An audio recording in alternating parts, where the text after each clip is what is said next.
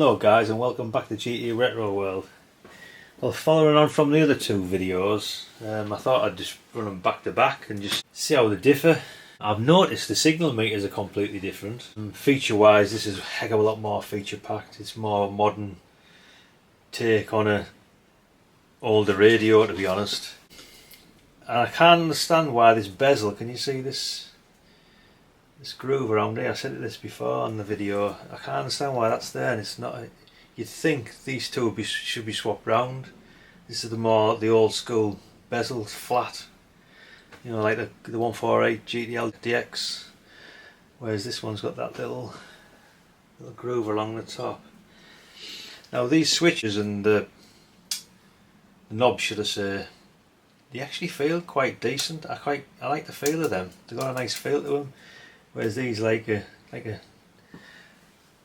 as old fashioned as the 148, but like I say, the 3900s and those kind of radios from 10, 15, 20 years ago, you know, that type of thing.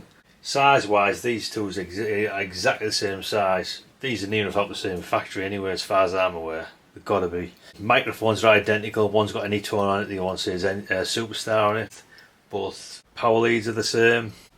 Everything's the only thing, I mean, there's little things that differ, obviously the manual, but like the packet that the brackets come in and whatnot, and two different packets, can you see? By the way, the one for the AnyTone stinks. You know, that stinky, horrible plastic, but yeah, that's just me being daft. I'll go through these as a comparison sort of thing. Both have got volume and squelch.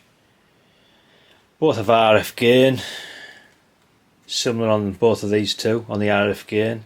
Your clarifier is actually the fin on here, and over here it's fine, obviously, which is a fine in the course, so you've got a bit more scope on that.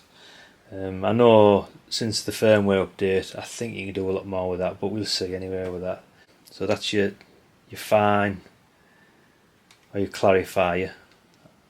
That's your RF gain, which is obviously on that one as well, which is a bit strange how it's set up, I suppose. Both have got the PA, FM/AM, USB, LSB, as you can see on both. Fine and coarse on that side. We've got a mic gain and RF power on the AnyTone. It's a bit skew width really, but I would have thought, personally, I would have probably put the mic gain, the power over here, and maybe use the, I don't know really, the RF gain and the fine and the coarse over here, to be honest. This is weather station, high and low band, which takes you back onto the main radio's use, I suppose. Which obviously you can get 12 bands out of these if you want to program them. Like, I think it does something like I say, it's 12 bands plus the UK40, which is absolutely bonkers if you ask me. Your echo set, echo on and off. Obviously that doesn't have an echo. Whether it's in there or not, I don't know. I presume it is. I could be wrong though, don't quote me on it. Monitor, for monitoring yourself I suppose, 10 plus 10 kc, and that's off in the centre. Noise blanker on that side, which is an automatic noise limiter, which you all used to, same as the Cobra 148s and the SuperStar 360s and the old 3900s. Tone on and off. It's just, I mean, you can see these two, although internally they're probably the same, they're nothing like each other in a way, you know. Whether you can manipulate the pair of them, I don't know. We'll soon find out. I'm fairly certain if this has got echo, so has that. Obviously you might not want to use it. No one really does it. But what I'm saying is basically, I think it's actually in here ready to go and can be programmed via firmware. Again, I might be wrong. It might never happen, or someone might come up with something. Some of the lads prattling about with it, I don't know. But yeah guys, it was just a comparison between the two really. They're both very similar, and to be honest, they're actually both very nice given the cost. I think they're actually worth every last penny to look at. That's before I even switch them on, so that's good news, isn't it?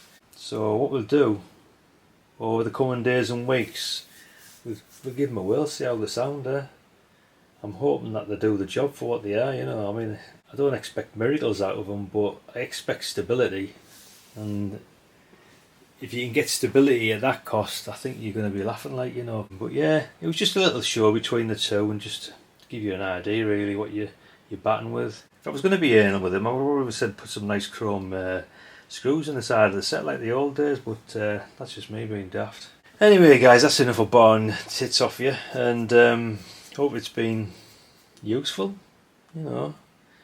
And I would like to say the next coming days and weeks we'll give them a go and see how they fare, eh? See if they probably both need updating, like the firmwares.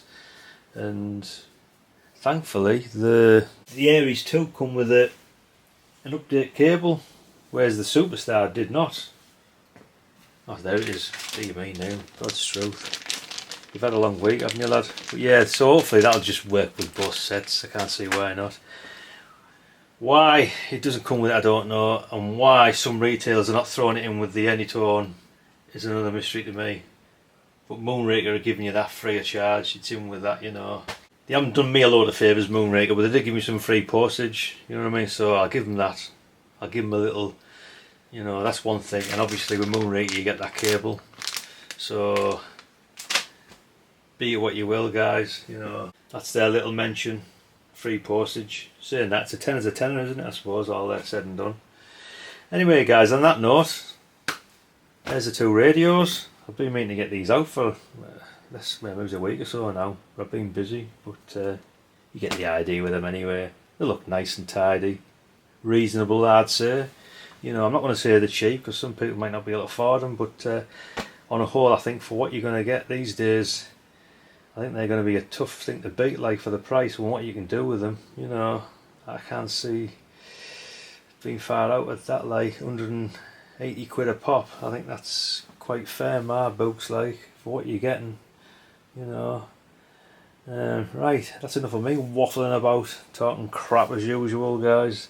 And like I said, I'll get these on and fired up as ASAP, amongst other bloody things I'm trying to get sorted out. And if you like what you see, guys, subscribe, wouldn't go amiss, and a like. Thanks for viewing, guys, and we'll catch you later on.